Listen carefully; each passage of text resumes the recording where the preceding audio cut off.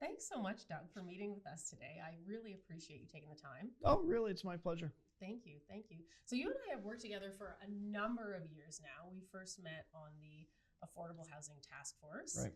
And we now work for the same real estate brokerage Yes. across the hall from one another. There's a lot of fun banter that That's happens right. Yeah, that's on right. the daily. And over the time that I've gotten to know you, one of the things that I admire so much about you is your dedication to give back to the community. You're always doing volunteer work, you're giving back to people, it's just all of this different stuff.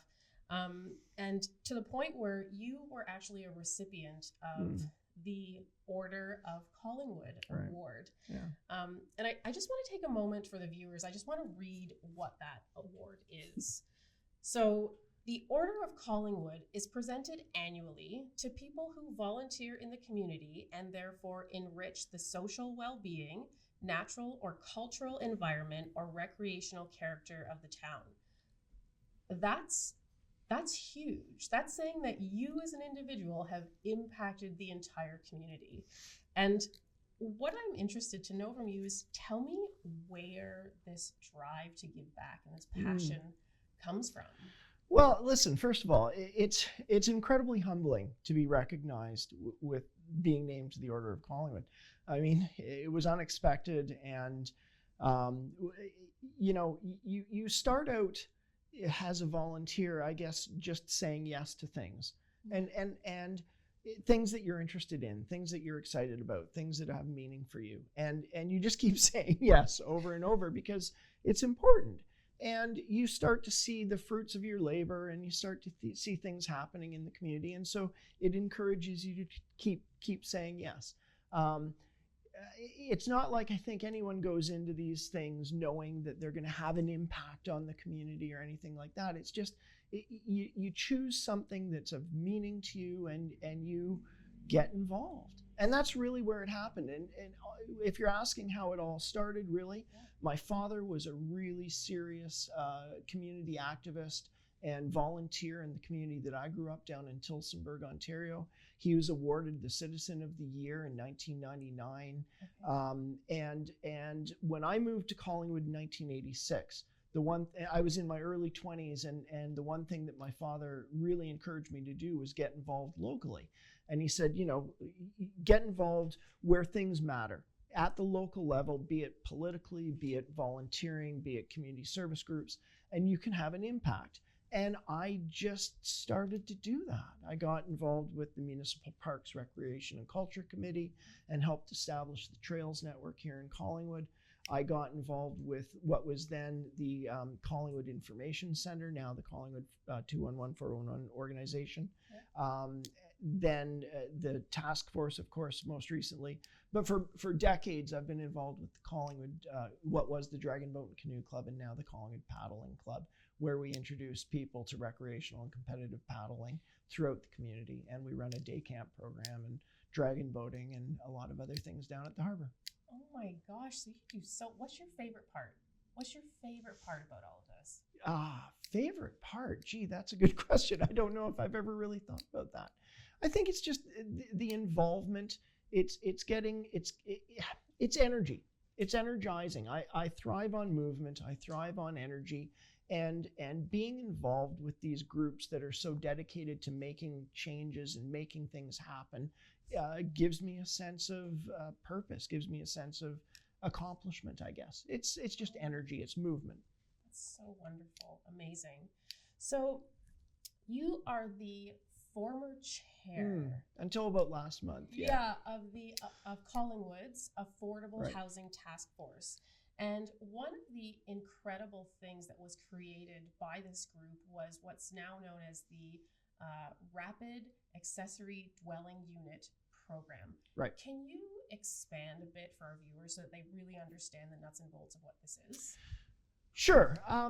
So in November 2021, after many months of a ton of work by this incredibly dedicated group of volunteers, yourself being one, we made our report to council, and it was a very in-depth and very nuanced report with many, many suggestions and many recommendations. Council immediately jumped on a couple of those recommendations. The first was to establish the Affordable Housing Reserve Fund, and then to fund that initially with, I believe it was $350,000. So this was before the creation of the Affordable Housing Master Plan, which was also part of the recommendations within that initial report. And they saw the need to create the reserve fund in order to establish a new position within the community in the planning department, the housing development coordinator position. And these two initiatives were really vital to get the ball rolling on some of the things that Collingwood wanted to do and that we were recommending within that initial report to council from 2021.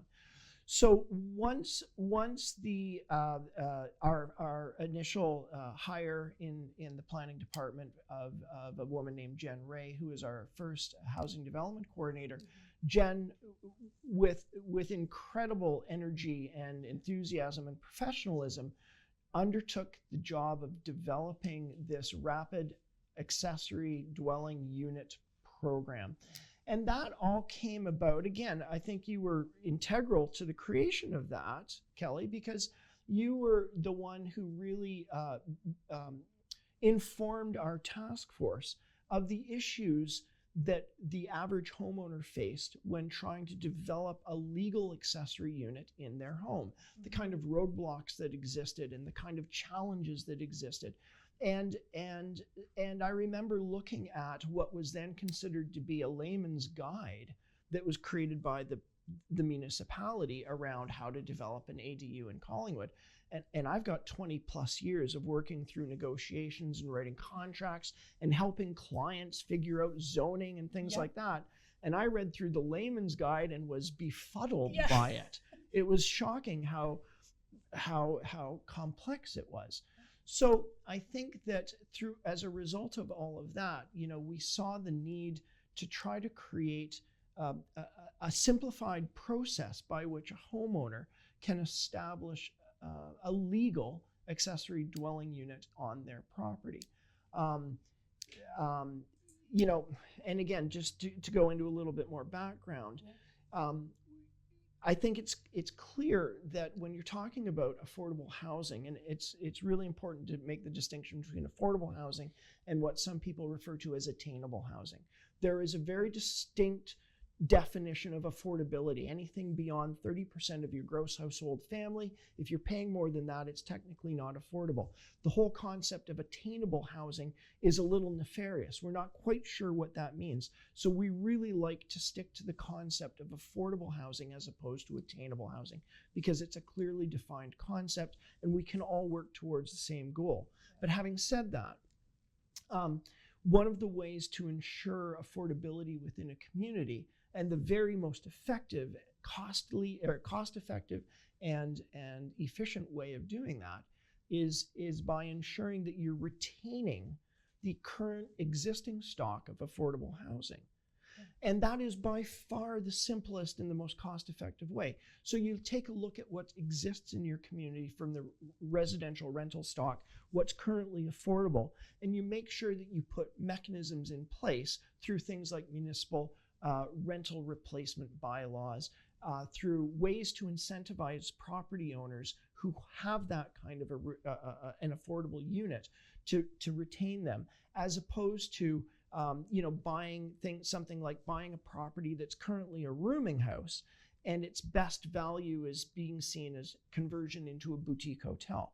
If we could find a way to incentivize property owners through a grant program, through funding, or some other mechanism to maintain those properties as boarding houses, still to provide the return on investment that an investor, a property owner, requires, then we can retain that affordability. And again, that's been shown to be clearly the most effective way to maintain affordable housing in a community.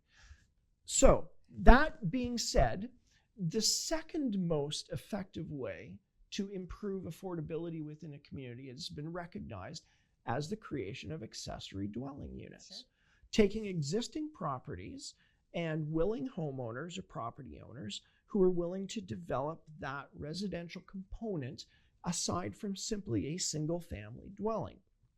So you have to figure out a way to reduce the barriers to the homeowners to do that. So your initial question was, what is the basics of the Rapid ADU program? Well, basically it has three general components. And the first and foremost, I think, is really a single portal for a homeowner, a property owner, to gain access to the information, to the process of developing an ADU on their property. And so does Collingwood have that? Collingwood has that through our housing development coordinator, Claire D'Souza, currently in the planning department.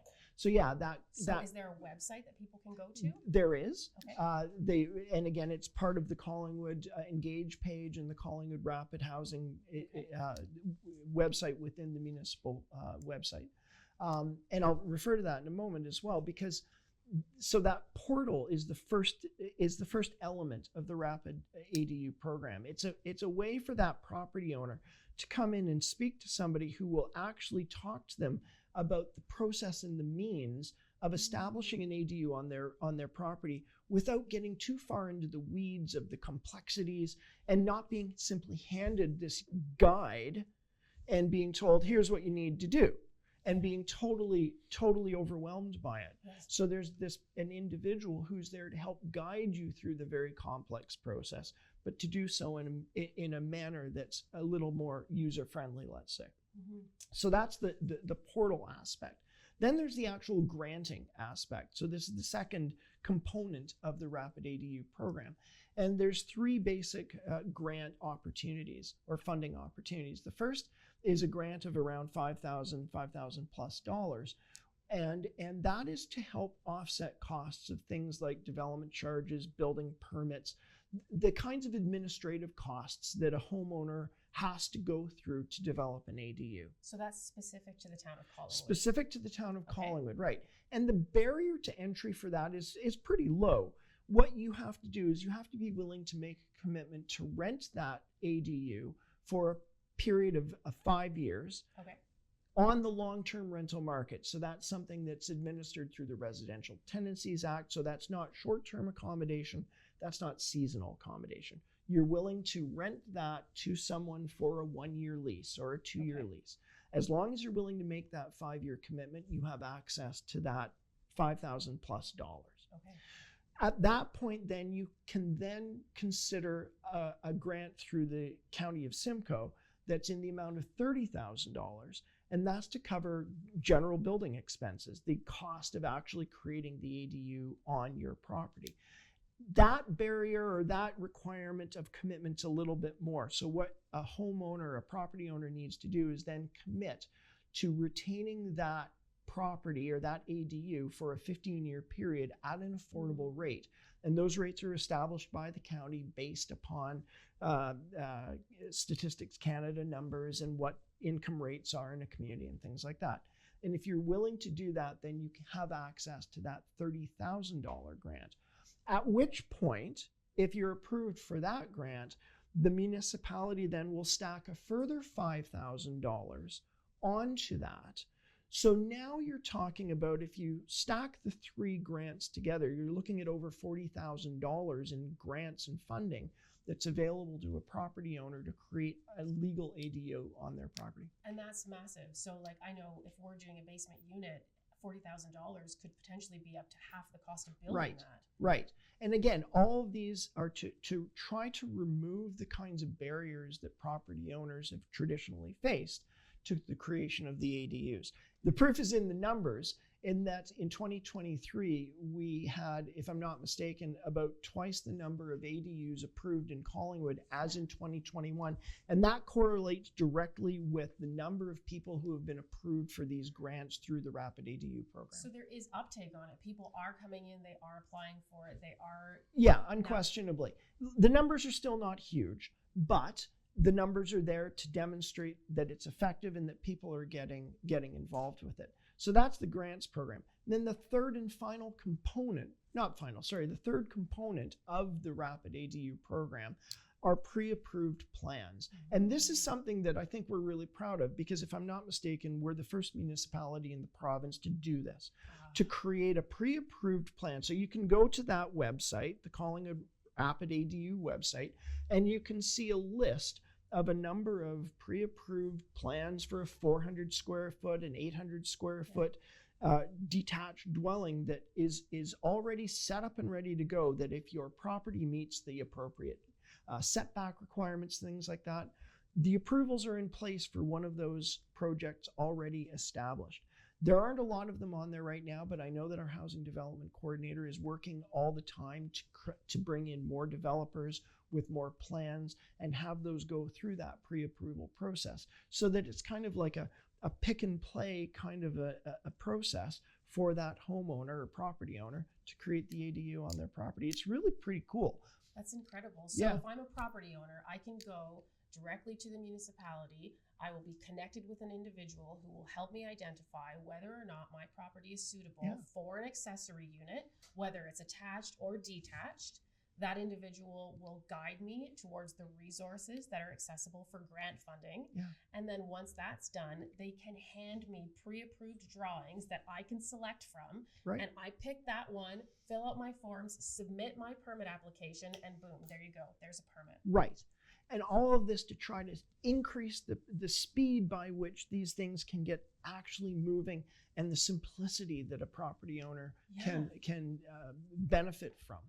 That's amazing, because I know like when Jeff and I first started doing this, you know, every property that we purchased, we had to go in and come up with drawings from the beginning, which could be quite taxing, you know, trying to figure out where things go. Expensive, right? Standing in there with a designer trying to figure out where plumbing goes, all the rest of it. So the fact that the town has come up with these pre-approved drawings, and people who are unfamiliar with bylaws, building code, etc., can just go, I like this, is so brilliant. I love it so much. And there's a cultural shift that's going on within the municipality as well.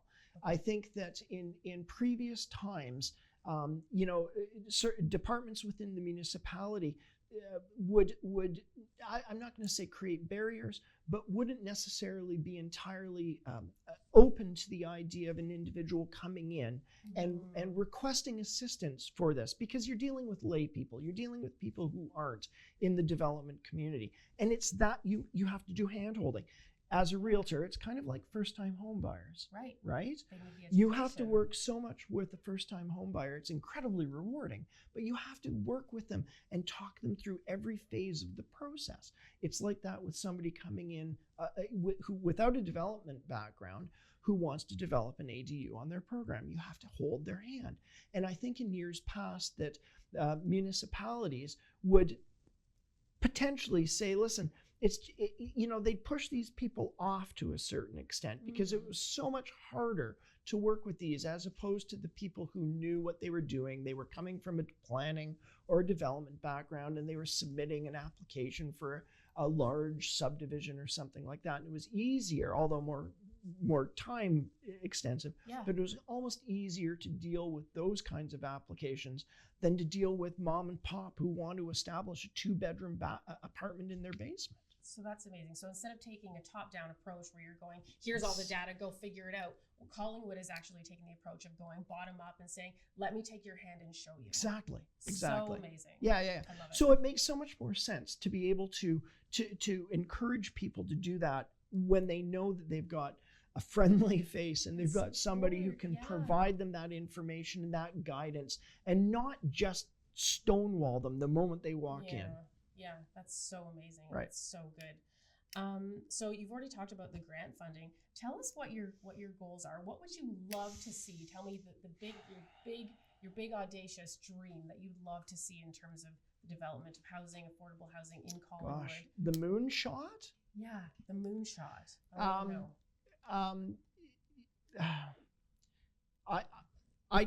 I tend to think of things big picture, high level. I'm not very good at specifics, so I try to think of things.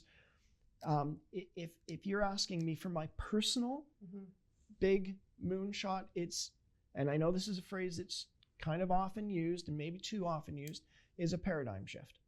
I think that paradigm shift in smaller communities is really important. we all moved to we either were born here or we've moved to a small community, and we've all done so. We're still here because we like the small town aesthetic, right?